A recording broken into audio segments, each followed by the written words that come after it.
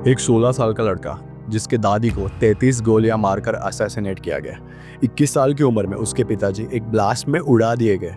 एक घर में 2 प्राइम मिनिस्टर की मौत। My grandmother was shot 32 times and my father was blown into bits. किसी भी नॉर्मल इंसान का तो पॉलिटिक्स से तो विश्वास ही उड़ जाता, लेकिन क्या उस लड़के के साथ ऐसा हुआ?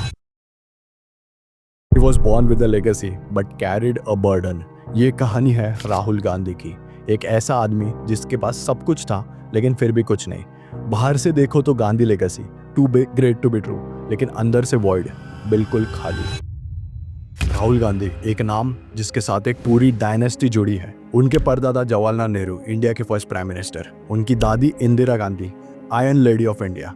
उनके पिताजी राजीव गांधी, मॉडर्न इंडिया के आर्किटेक्ट। और उनके बाद इस ब्लडलाइन का वारिस कौन? राहुल। एक पॉलिटिकल फैमिली जिसमें पॉलिटिक्स एक चॉइस नहीं है बल्कि एक रेस्पॉन्सिबिलिटी है। हर बचपन की कहानी में इंस्पिरेशनल सुपर हीरोज होते हैं। राहुल के सुपर हीरोज उनके पिता और दादी थे, लेकिन उन्हीं हीरोज को उन्होंने अपने सामने खो दिया। 1984 Indira Gandhi ji was shot 33 times by her own bodyguards. Rahul उस वक्त 14 से 15 साल के थे। डिस्टर्बिंग बात यह थी कि जो एग्जैक्ट सिक्योरिटी ऑफिसर जिन्होंने इंदिरा गांधी जी को पहले गोली मारी, उनके साथ घर के आंगन में राहुल फुटबॉल खेला करते थे।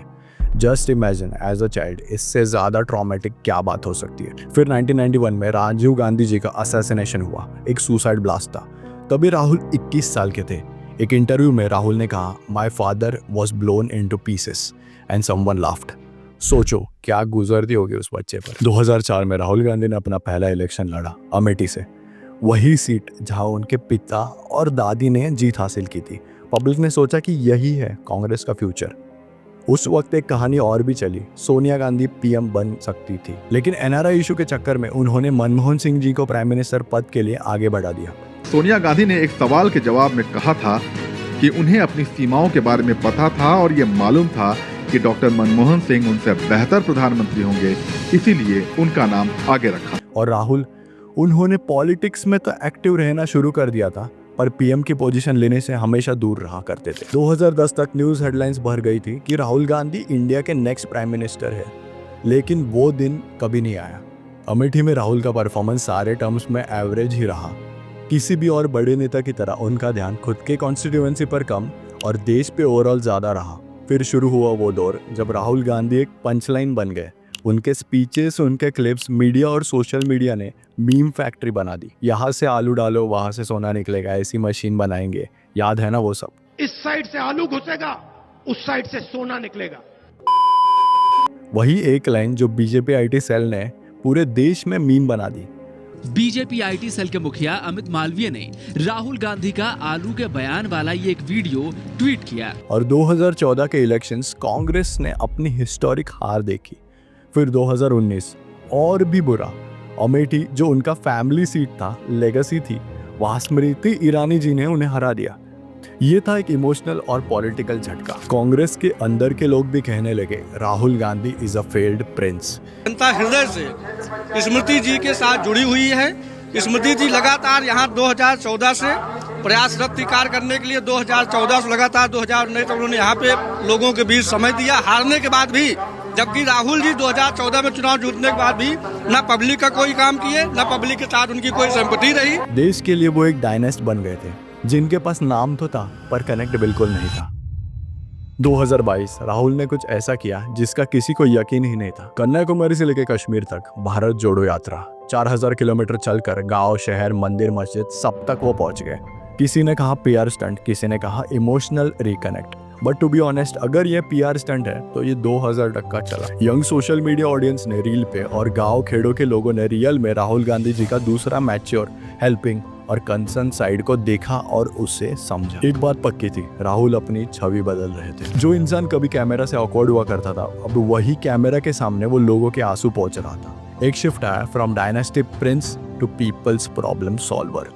आज Rahul Gandhi leader of opposition है, और अगर आपने उनके रिसेंट स्पीच देखे हैं तो एक डिफरेंस दिख के आता है। पहले इमोशंस ज्यादा थे, अब फैक्ट बेस्ड लॉजिक है। किसानों ने सिर्फ ये कहा कि अगर 16 लाख करोड़ रुपए अरबपतियों का कर्जा माफ हो सकता है तो हमारा भी थोड़ा सा कर दीजिए, कि हर प्रोडक्ट के लिए सही प्राइस मिलती है हमें भी एमएसपी दे दीजिए। और आप लोगों ने कहा किसान का कर्जा माफ नहीं होगा और एमएसपी नहीं मिलेगी। वो वोट चोरी यानी वोटर रोल मैनिपुलेशन पर ओपनली इलेक्शन कमीशन को क्वेश्चन करते हैं। टिक्का कुमारी आचार्य नेम YTDR, किसी ने ऐसे ही टाइप कर दिया है YTDR QPF। और जब हम इन एड्रेसेस को वेरीफाई करने जाते हैं तो कोई एड्रेस नहीं। What's her name? Can anyone try? And she votes in 10 different booths in Haryana. She is a Brazilian model.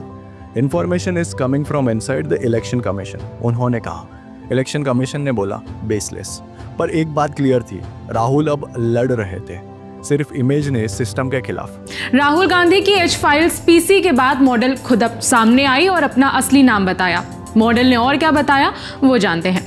India today की रिपोर्ट के मुताबिक लारिसा ने बताया कि मुझे भारत में पत्रकारों के लिए एक वीडियो बनाने के लिए कहा गया। मेरा भारत की पॉलिटिक्स में कोई लेना देना नहीं है।